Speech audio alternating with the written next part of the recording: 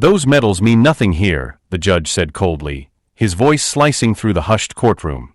"You can't wear fake valor and expect mercy from this court." The words struck like a slap across the room. Every eye turned to the old man standing before the bench. His jacket, faded, pressed with care but fraying at the seams, bore a cluster of medals pinned to his chest. Their dull gleam caught the sterile light of the courtroom, trembling slightly with the weight of age and insult. He did not answer. He did not even look up. He simply stood still, his weathered hands clasped before him, the silence in his stance louder than any protest. The bailiff shifted uneasily. A woman in the front row, perhaps his daughter, bit her lip and looked down. The air itself seemed to tense, like something sacred had just been mocked. The judge leaned forward, his tone dripping with scorn.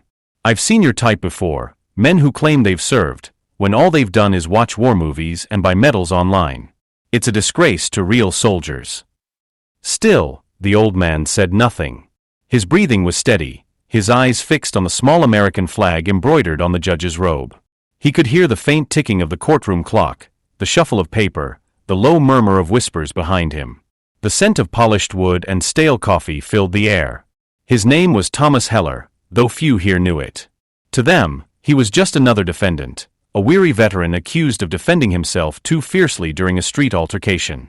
But to those who had fought beside him, he had been a brother, a savior, a man who'd pulled others from fire when it meant burning himself.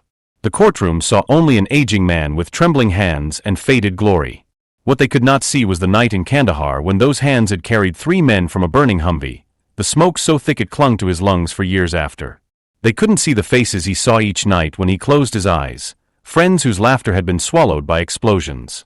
He had returned home not to parades or comfort, but to quiet rooms and long shadows. His wife had died years earlier. His son, a stranger now, had grown bitter from the silence that war had left in his father.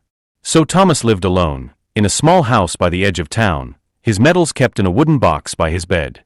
He wore them rarely, only on days he needed strength to face the world. That morning, he had pinned them to his chest for courage.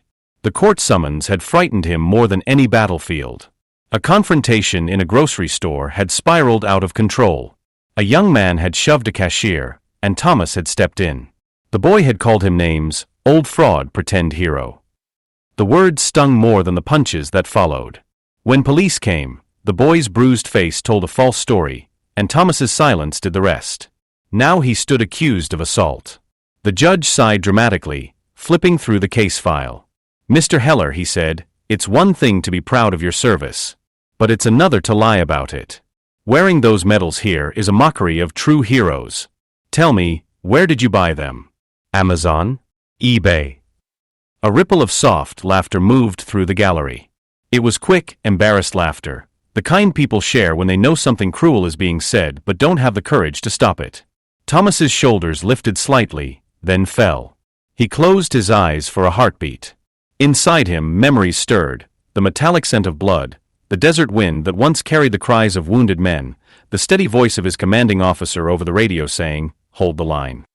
Those words had carried him through ambushes, loneliness, and the long hollow years after coming home. He opened his eyes again. Calm. Unyielding. The prosecutor smirked. "Your Honor, we've seen no record of verified service. The defendant claims to have served with the 82nd Airborne, but there's nothing in the database. No service record, no discharge papers." "Convenient," the judge muttered, his mouth curling. "A hero with no history." The silence in the room was unbearable now. The people watching shifted in their seats, some frowning, others looking away. Injustice had a smell. It was sharp and cold, like iron. It hung in the air. Thomas did not speak. He didn't explain that his records had been lost years ago when a fire destroyed the archive where his unit's files were stored. He didn't tell them how he'd sent letters to the Department of Veterans Affairs for years, pleading for reinstatement of proof, and how each reply came back with the same words, "No record found." He knew no one believed him anymore. But belief was a small thing compared to truth. The judge leaned back, smirking as he said, "You know, parading around in fake medals is a federal offense. You might leave here in handcuffs for that alone." A low murmur of discomfort passed through the courtroom. The daughter in the front row whispered, "Dad, please take them off." But Thomas didn't move. Then, something in the air shifted. The doors at the back of the courtroom opened quietly, unnoticed at first. But a uniform entered, crisp, authoritative, adorned with stars that caught the light like steel. The sound of boots against the marble floor echoed with a measured calm. Heads turned, one by one. A general had entered the room. His posture was straight, his face unreadable, but his eyes, sharp, unwavering, locked on the judge with quiet purpose. He moved forward, the insignia on his shoulder glinting under the fluorescent light. The clerk stood to intercept him, stammering, but the general simply handed her a folded document. She glanced at it, paled, and stepped aside. The general approached the bench without haste, every movement deliberate, controlled. The room had fallen into a strange silence, reverent, uneasy. Even the judge's arrogance faltered slightly. "Your Honor," the general said, his voice low but commanding, "I believe there's been a mistake." The judge frowned. "And you are?" The general turned his gaze toward Thomas, then back to the bench. "Major General Douglas Rains, United States Army. And the man you're accusing of stolen valor, served under my command in Kandahar, 2006. A collective breath caught in the room. The judge blinked, his mouth parting in disbelief. "That can't be, there's no record." "There wouldn't be," Rains interrupted softly. "The 82 ND's forward operating base was attacked. We lost half our files and half our men. But I remember every soldier who stood with me that night. Thomas Heller saved 12 lives, including mine." No one moved. Rains reached into his pocket and unfolded a faded photograph, sun-bleached, edges frayed.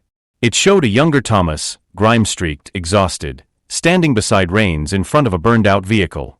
His medals, real and earned, were the same as the ones pinned to his jacket now. The general's gaze hardened as he turned to the judge. "So before you mock a man's medals, perhaps you should understand the weight they carry. Those pieces of metal you call fake, each one represents a night he didn't know he'd see morning. Each one is a grave he left behind." The room had gone utterly still. Even the faint ticking clock seemed to stop. Thomas's daughter covered her mouth, tears spilling down her cheeks. The judge's face drained of color. He looked down, then back up, as if searching for an escape. I wasn't aware," he stammered. Rains didn't raise his voice. He didn't need to. Awareness isn't the same as respect. Thomas finally looked up for the first time. His eyes met the general's, a silent exchange, heavy with shared years and unspoken memories. He nodded once, barely, as if acknowledging not rank, but brotherhood. Then Rains turned to the gallery. "You all sat here while a man who gave his life to this country was mocked as a fraud. Silence can wound as deeply as words." His voice softened, but it carried through every corner of the room. "If you ever meet someone wearing these medals, don't look for proof. Look for the scars." The tension cracked. Slowly, almost hesitantly, people began to stand. One by one they rose, not to speak, not to shout, but to stand in silent respect. The prosecutor lowered her gaze. The bailiff straightened, his jaw tight. The judge remained frozen, hands trembling slightly. Thomas stood amidst them, still silent, still calm. He didn't bask in vindication. He didn't need to. His dignity had never depended on belief.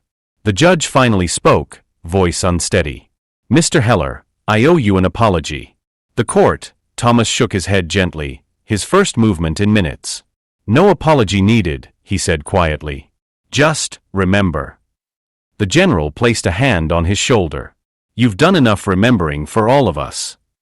As the gavel came down, it didn't sound like judgment, it sounded like release. The case was dismissed. Outside the courthouse, the world felt wider.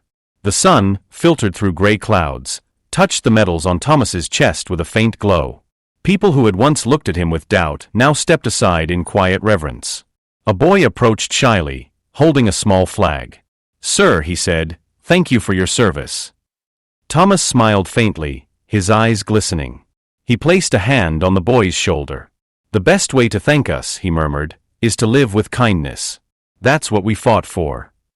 As the boy ran back to his mother, Thomas turned toward the steps where the general waited. They didn't speak. They didn't need to.